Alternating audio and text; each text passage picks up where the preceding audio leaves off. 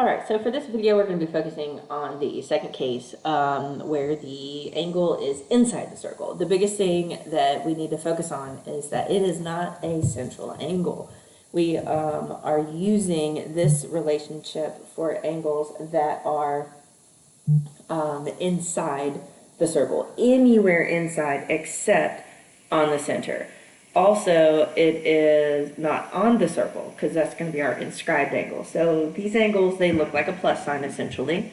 And for this one, we have angle is going to equal to the arc plus the arc divided by 2. So if I'm looking for this yellow angle right here, or green, I guess, I have to use this arc and this arc and the two yellow arcs in order to find it, because those are the arcs that are made by that angle.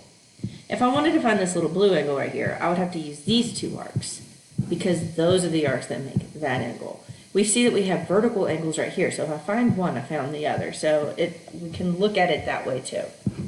All right, so let's look at the examples that we have for that. The first one here is that I'm looking for the measure of an angle. So I can see that that's what I'm looking for. And if I'm looking for this angle, that means I have to use this arc and this arc. So I'm going to use x as a to use in my formula here. And so we know that angle is equal to arc plus arc divided by 2.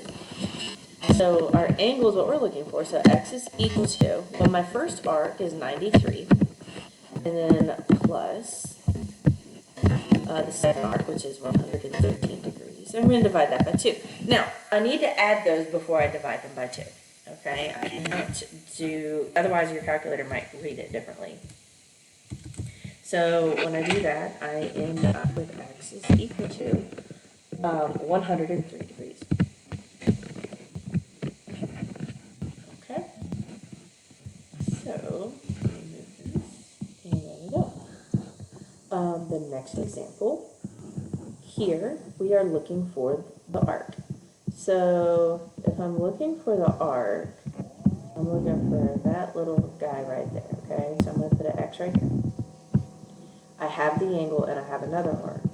So when I do this, I'm going to work with the same formula. So I have angle is equal to arc plus arc divided by 2.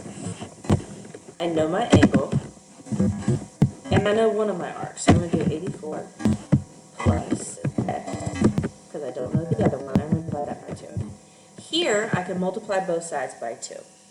So think about it as cross multiplying, as if we had put a 1 under that 92. We could do 2 times 92, and we end up with 184, which is equal to 84 plus x. We subtract 84 from both sides, and we get 100 degrees is equal to x. So again, if we have an arc and we have an angle, we can solve for the other arc. Let's look at this example here. We're still looking for an arc. Okay, we're looking for arc BD, so I'm going to put my x right here, because this right here is what we're looking for. We have the angle, and we have the other arc.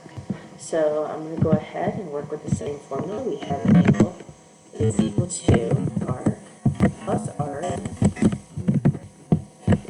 divided by 2. My angle is 77. My arc, I know one of them, which is 82 plus x, which is the arc I'm looking for. Again, we're going to multiply both sides by 2. So I got 2 times 77, which is 154 degrees, is equal to 82 plus x. And when I subtract by 82, I end up with 72 degrees as the measure of the arc. Okay? So, again, if the angle is inside the circle and it's not a central angle, then this is the formula we can use to find arcs and angles.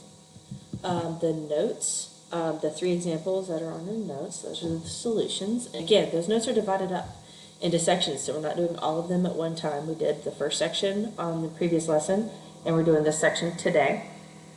And we will finish up with these tomorrow, on Wednesday or Thursday. Okay? If you have any questions, please feel free to email me. I will post this along with some practice. Thank you.